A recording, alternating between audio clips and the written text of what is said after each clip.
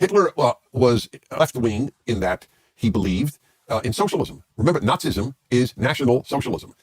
Very few people know that, especially if you go to college where you don't learn much. But that is what Nazism stands for, National Socialism. In that sense, it was left-wing, but it was not left-wing in another sense. The left divided the world by class. That's the classic Marxist division of the world, class, the proletariat and the oppressor, if you will. Whereas Hitler divided the world by race. Race is not a left-wing or a right-wing value. It has become a left-wing value in the last 25 years in the West. All of a sudden, race matters incredibly. The left has actually in some ways abandoned classic Marxist division by class and now made it by race.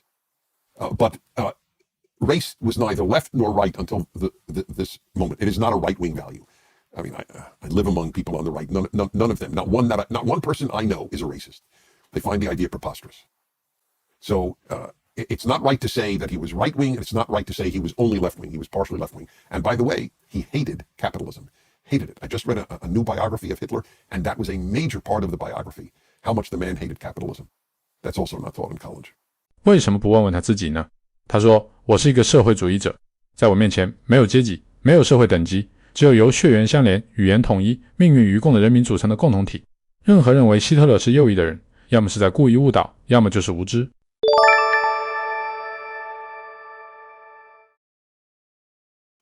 Not easy questions to answer. We know the name of the philosopher of capitalism, Adam Smith. We know the name of the philosopher of Marxism, Karl Marx. But who's the philosopher of fascism? Yes, exactly. You don't know. Don't feel bad. Almost no one knows. This is not because he doesn't exist, but because historians, most of whom are on the political left, had to erase him from history in order to avoid confronting fascism's actual beliefs. So let me introduce him to you. His name is Giovanni Gentile. Born in 1875, he was one of the world's most influential philosophers in the first half of the 20th century. Gentile believed that there were two diametrically opposed types of democracy. One is liberal democracy, such as that of the United States, which Gentile dismisses as individualistic, too centered on liberty and personal rights, and therefore selfish. The other, the one Gentile recommends, is true democracy, in which individuals willingly subordinate themselves to the state. Like his philosophical mentor Karl Marx, Gentile wanted to create a community that resembles the family, a community where we are all in this together. It's easy to see the attraction of this idea. Indeed, it remains a common rhetorical theme of the left. For example, at the 1984 convention of the Democratic Party, the governor of New York, Mario Cuomo, likened America to an extended family, where, through the government, people all take care of each other. Nothing's changed. 30 years later, a slogan of the 2012 Democratic Party convention was, "The government is the only thing we all belong to." They might as well have been quoting Gentile. Now remember, Gentile was a man of the left. He was a committed socialist. For Gentile, fascism is a form of socialism, indeed, its most workable form. While the socialism of Marx mobilizes people on the basis of class, fascism mobilizes people by appealing to their national identity as well as their class. Fascists are socialists with a national identity. German fascists in the 1930s were called Nazis, basically a contraction of the term National Socialist. For Gentile, all private action should be oriented to serve society. There's no distinction between the private interest and the public interest. Correctly understood, the two are identical. And who is the administrative arm of society? It's none other than the state.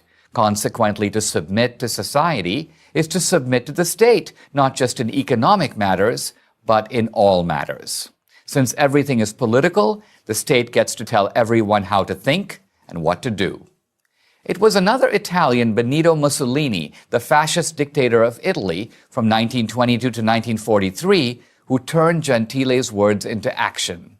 In his Dottrina del Fascismo, one of the doctrinal statements of early fascism, Mussolini wrote, "All is in the state, and nothing human exists or has value outside the state." He was merely paraphrasing Gentile.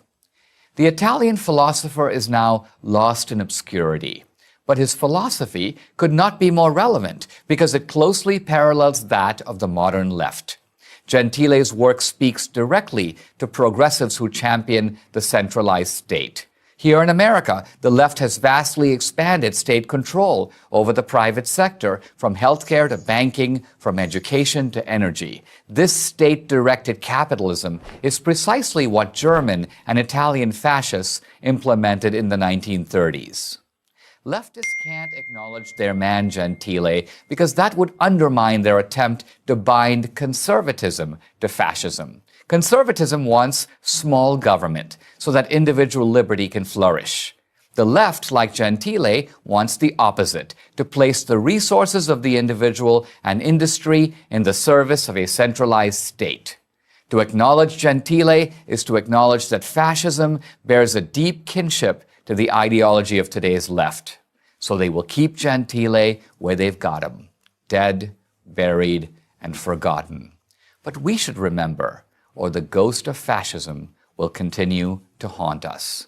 I'm Dinesh D'Souza for Prager University. This we know.